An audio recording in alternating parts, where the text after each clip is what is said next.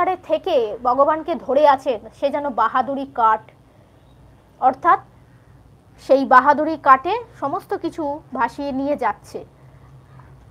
আর একটা উদাহরণ দিয়েছেন হাওয়াতে কাঠ, সে কোনো রকম ভেসে যাচ্ছে, তার উপর পাখি টাকি বসলে টুক করে ডুবে যায়। অর্থাৎ যার মনটা ভগবানও নেই, কিছুই নেই, সব মিথ্যা, শুধু ভোগ ভোগ, সেগুলোর কথা বলছেন। অর্থাৎ তিন ধরনের মানুষ কি, এক হচ্ছে সর্বত্যাগী সন্ন্যাসী, দ্বিতীয় হচ্ছে সংসারী মানুষ, আর এক দলের মানুষ আছে যেটা হয়তো আপনি আমি আমরা সংসারে আছি কিন্তু সংসার থেকে একটু তফাতে থাকার চেষ্টা করছি। কিরকম? সংসারেই থাকবো, দায়িত্ব কর্তব্য যাবতীয় যা কিছু সবটা পালন করব সব কিছু, কিন্তু চেষ্টা করব সংসারের যে আঁচ, সেই আঁচটা যেন খুব একটা না পড়ে। কেন? তার কারণ হচ্ছে আজকে আমরা সন্ন্যাসী নই, হতে পারবো না, তাহলে ঠাকুর আমাদের সেই পথে ঠেলে দিতেন। কিন্তু আবার পূর্ণরূপে আমরা সংসারীও নই। সংসার ধর্ম, যেটা আমরা সংসারী মানুষ বলি না, যে বাচ্চা, স্বামী, সন্তান, ছেলে মেয়ে, একেবারে যে সংসার পাতা বলে, সেটাও হয়তো ঠিক হবে না।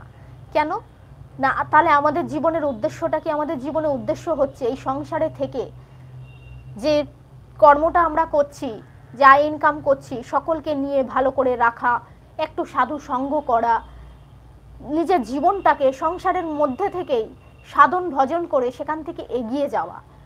অর্থাৎ এই তিনটে মানুষেরই কিন্তু সমাজে গুরুত্ব আছে। যিনি সন্ন্যাসী তার তো দায়িত্ব কর্তব্য আরও বেশি, যে তিনি ধর্ম প্রচার করছেন। যিনি সংসারী তারও দায়িত্ব কর্তব্য বেশি, যে সংসারে থেকে তিনি তার নিজের জীবনটা সমৃদ্ধ করছেন, মানুষগুলোকে দেখছেন। কত বড় সংসার ধর্ম, কিন্তু সবচেয়ে বড় ধর্ম, জানবেন।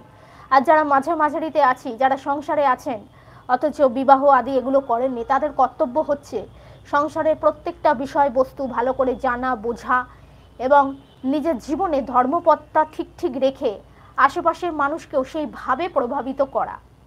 এটাই কিন্তু হচ্ছে মেন।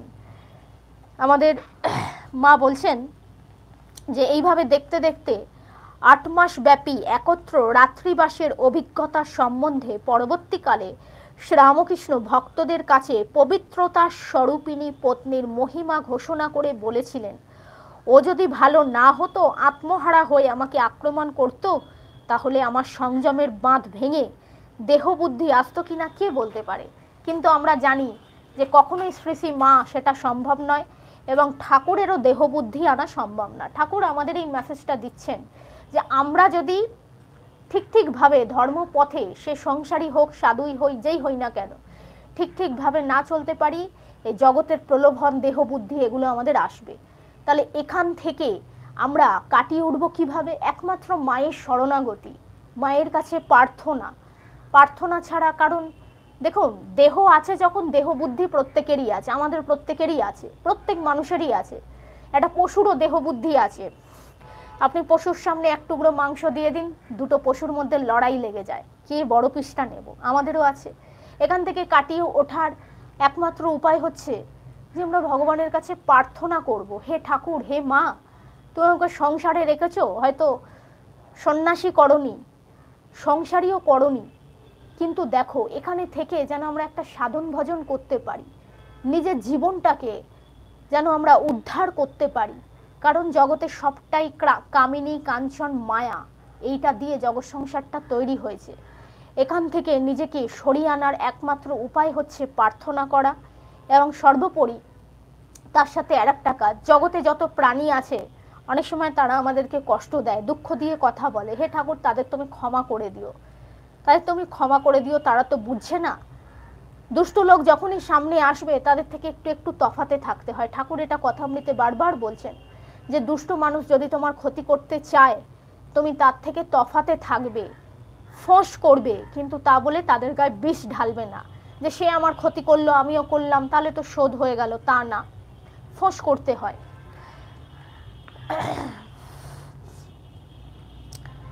বলছেন এইভাবে একদিকে কঠোর সংযম আর অন্যদিকে স্ত্রীর আদর যত্নে কোনো ত্রুটি না রাখবার চেষ্টা, এমনই ছিল শ্রীরামকৃষ্ণের বিবাহিত জীবন। দিব্য দৃষ্টি সম্পন্ন ঠাকুর মাকে সর্বদাই অত্যন্ত সম্মান ও সম্ভ্রমের চোখে